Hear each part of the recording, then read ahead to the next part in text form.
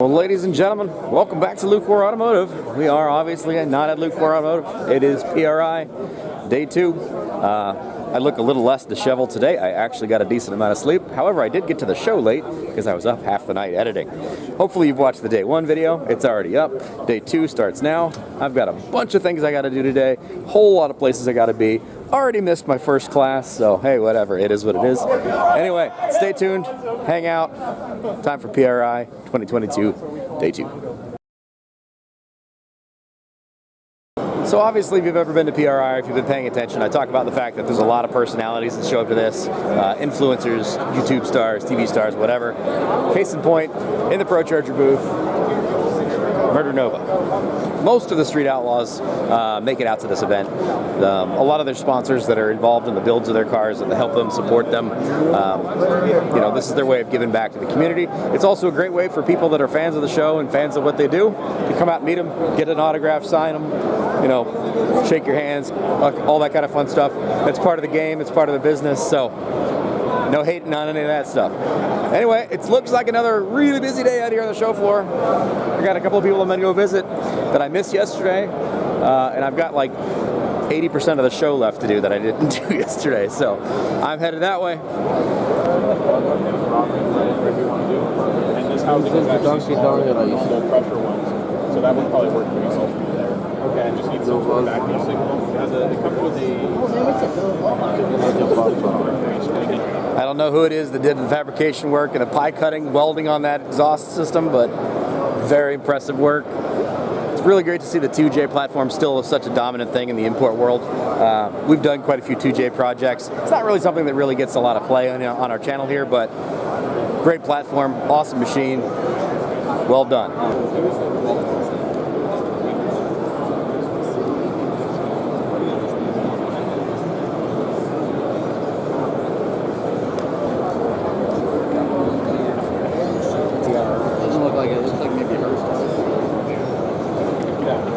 Obviously, anybody who's paid attention to our channel for any length of time has seen us do a whole lot of rear end stuff.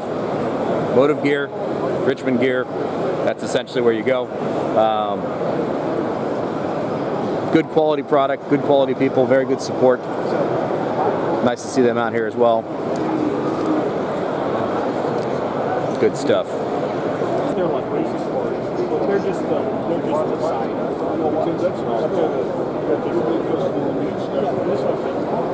Oh yeah, a lot of that recycled stuff is just good stuff. Yeah, it's just obsolete. That's like the NASRod. I traded a bunch of impacts off it. 500. Okay. Those ones, that stuff was usually trash. Right. This one's obviously trying to adjust. After we rebuilt it and ran it on the dyno,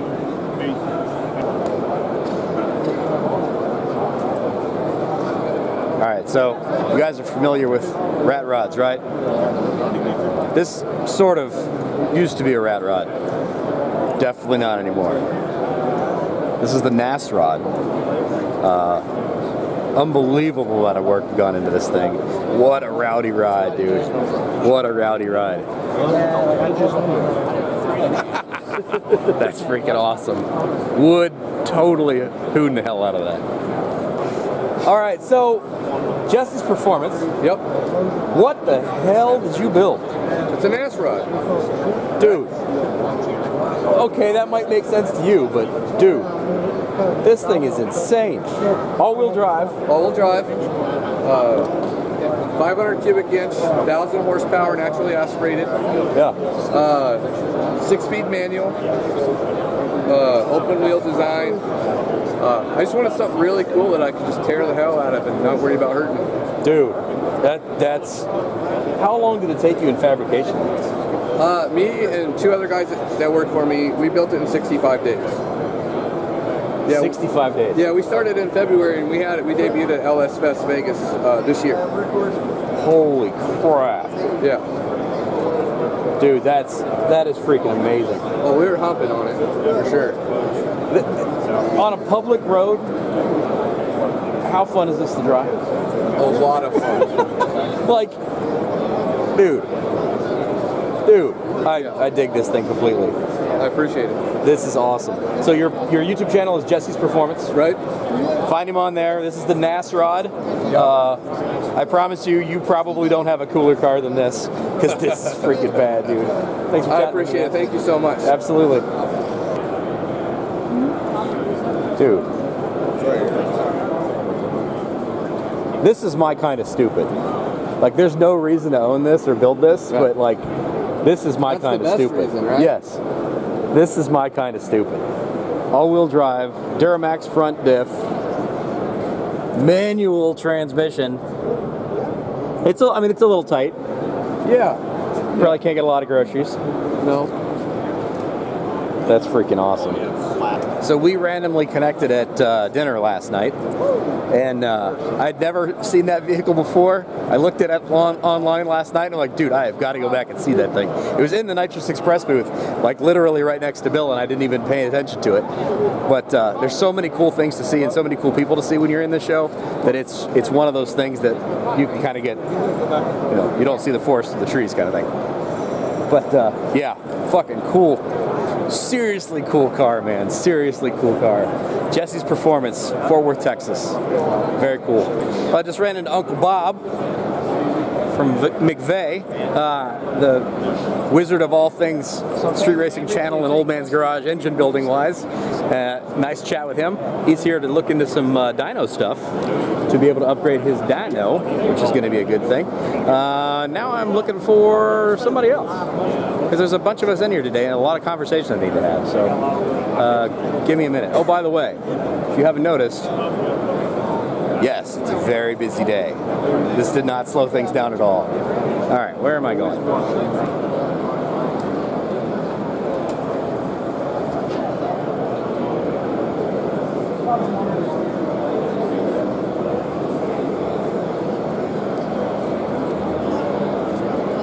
So I mentioned these guys yesterday. I actually stole Mike for lunch yesterday. DEI, these are the guys that kept me alive this past year for Power Tour.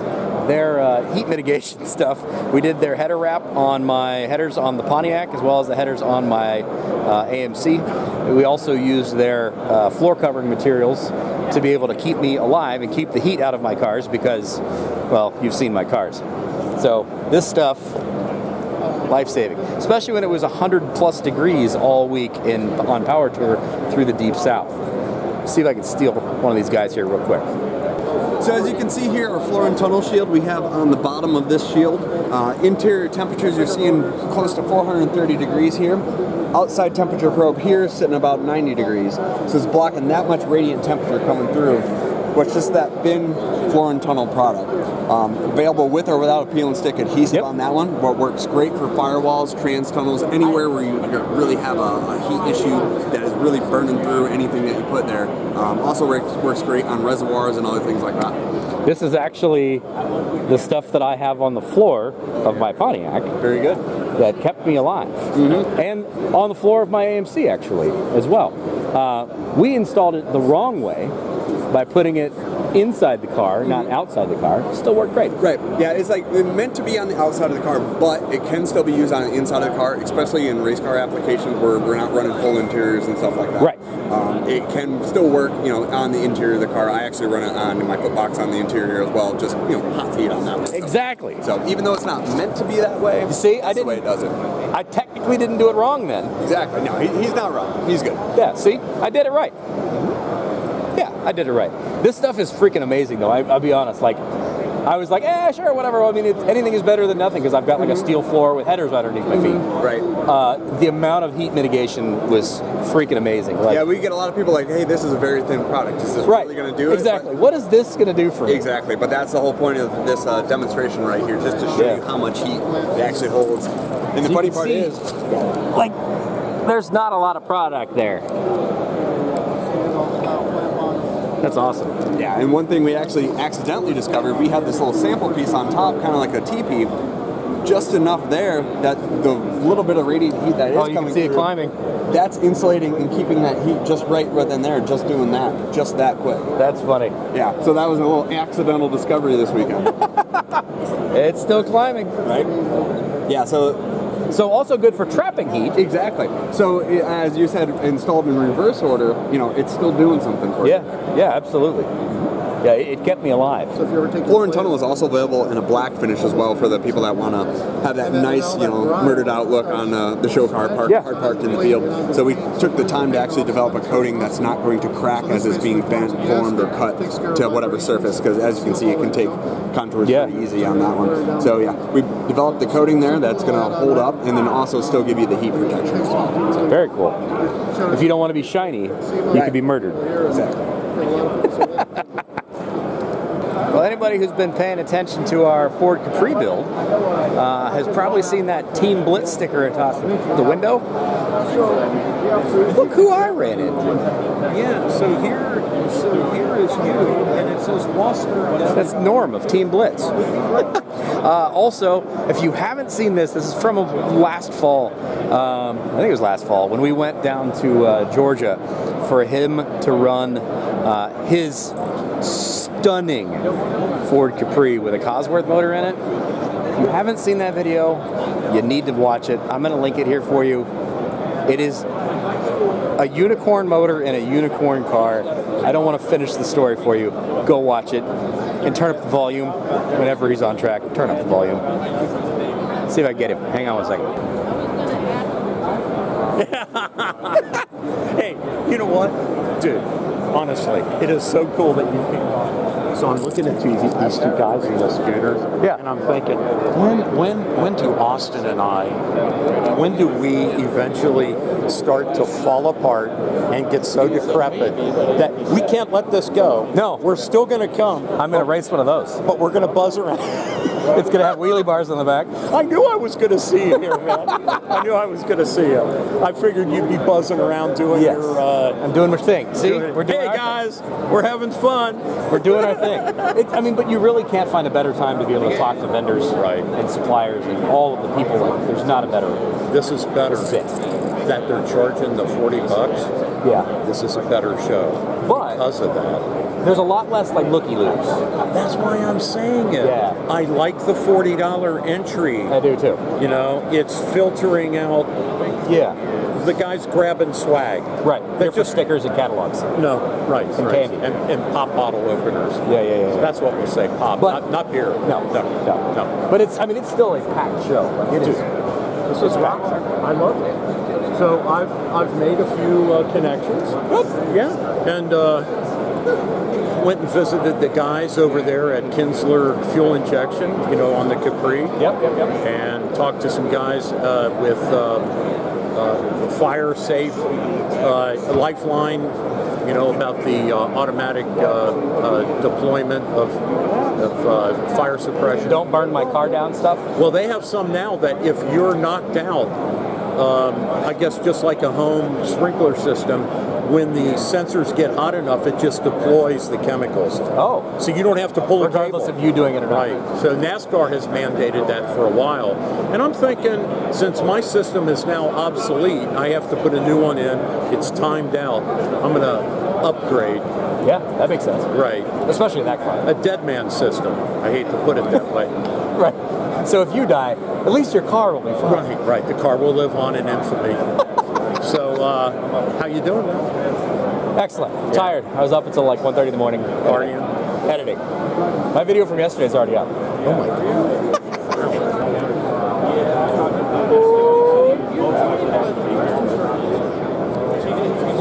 David Freiberger just hanging out.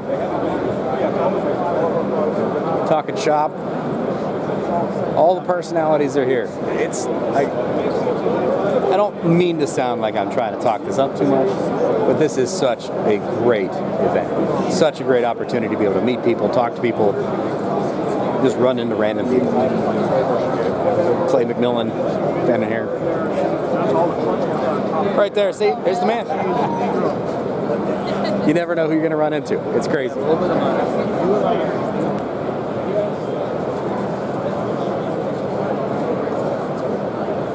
that class I won? Yes. Well, so am I. The social media thing? We're Facebook all and Instagram? going, yep. Oh, perfect. We're all going. Hey, look who I ran into. That's a nice Cale of Cam Racing. You've been paying attention. I'm sure you have. This is the guy with the Plymouth. Yep. I said a Dodge Duster before. Yeah. Plymouth Duster. And also building a charger in his storage locker.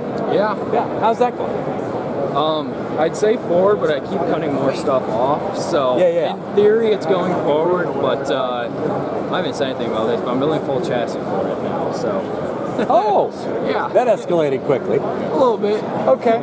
So you're still on the take it apart phase.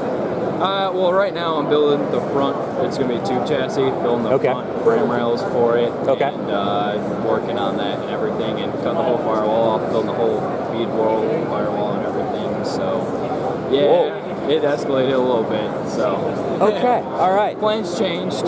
Too much rust was involved. Yeah, So that happens to a lot of us. Is you get to Yeah. that point where you're like, oh yeah, no big deal. I can knock this out, and oh no. no, yeah, it's like, well, I had the factory rails, had them all squared off and like looking clean and everything, and then at the end of it, I probably spent 2 or 3 weeks on them. I just looking at them, and I'm just like, I don't like this. And I spent 2 or 3 weeks, just 2 cuts, all that work was gone, but I feel better about starting fresh right now. So Yeah. I feel a lot better about that. And then make my own rails going all the way back and raise them up so I can lower the car. Yeah. So it's a plan. There's something to be said for somebody he's not quite as old as I am. I don't know if you could tell that, but somebody that's this young and passionate about something, that's willing to put this much work into it. I don't even want to know how many hours you have already in that car, still on disassembly. I have no idea, yeah. Don't talk about it. But it's somebody that's keeping the passion alive, and he's out here doing the PRI thing, talking with people, learning new stuff, seeing who he can get parts from, maybe. Trying. Been talking with some people. So Good. exciting stuff. Yes. Good. So we've got a class apparently. We're going to go learn about Instagram and Facebook. Because we don't know what we're doing. Yeah. So we're going to go. We're going to go to class. We'll see you guys in a little bit. And when we look demographic-wise, it's interesting because in the last year, if we look globally, men have actually pulled ahead of women on Instagram. I was like, Well, that was a pretty good class. I actually was in her class last year. Excellent presenter. She's very well educated and very knowledgeable, easy talking, takes tons of questions. Excellent class. It's all about Facebook and Instagram as far as what you can do, what you're doing, what you maybe shouldn't be doing, and how to fine-tune things, and how to be honest with yourself about what you're getting out of, your investments, your time investments, your money investments, that kind of thing. Because we're all in this to do, expand ourselves, expand our reach, expand our profits. So, good class, very good class. Next, I'm going to be going into a seminar about sponsorship. So that's going to be an interesting class. And it's actually in the same room I was just in. So we had to clear out and then go back in. Stretch and go back in. It started when I left a career in investment banking and started a small action sports company called Focusmo. I was in 1998. From 1998 through 2003, I actually issued sponsorships. Another excellent seminar. I'll tell you what, that's a pretty complicated conversation to have as far as sponsorships. As being somebody who's looking for sponsorships or somebody who is looking to sponsor people, it's all about value, right? It's all about what do you bring to the table? What do I bring to you? What can we do together? How do we improve together? It's very complicated, the world we're in now, as far as digital goes, as far as print goes, as far as events go. I mean, it's complicated. Good conversation to have.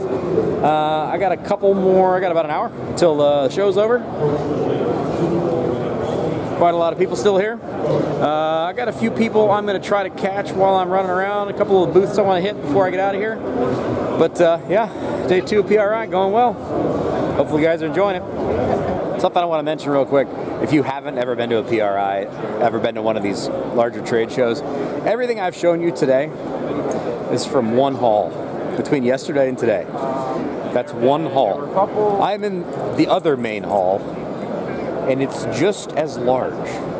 I have not covered anything in this hall at all. So this is all going to be on my day Saturday. And Saturday is the busiest day of the weekend because everybody isn't working. So tomorrow I'm going to try to make as many connections as I possibly can, show off as much as I possibly can, but yeah, I'm probably not going to get to all this. Let me know who you'd like to see, what you'd like to see for my Saturday. Well, I ran into Alex Taylor over at QP. She's awesome woman. I met her years and years and years ago at this event, the first time I came here. Amazing woman. If you don't know Alex Taylor of Alex Taylor Racing, you need to know who this woman is. She's now doing Hot Rod Garage with Lucky. Freaking great woman. And always busy. So if you don't know her, go check her stuff out. You're going to see her all over the place. She's got a huge future ahead of her. Great conversation with QA1. Have some interesting stuff coming up with those guys. We're going to have some conversations when we get out of here as far as what they can help us do on a project or two. And yeah, that's what this show is all about, man. We've got about 10 minutes until the show's going to wrap up. I am going to probably get out of here because I got a bunch of editing to get done and get this video done. So it's ready to go up tomorrow morning so you can see it for the start of day 3. Tomorrow, day 3, I have to do this entire hall, which is the same size as this hall, as well as the outside people. I've got a bunch of people I need to meet up with out that way. So yeah, it's going to be a very busy day. On the floor, there's going to be way more people tomorrow than there even are today. So yeah. Anyway, thanks for being here. Hope you guys enjoying this. My PRI coverage from 2022. Like, comment, subscribe, all that kind of fun stuff. Let me know who you want me to talk to on Saturday, and I will do my very best to connect with those people. If it's vendors or if it's personalities that are here, let me know. Take it easy. We'll see you. Bye-bye.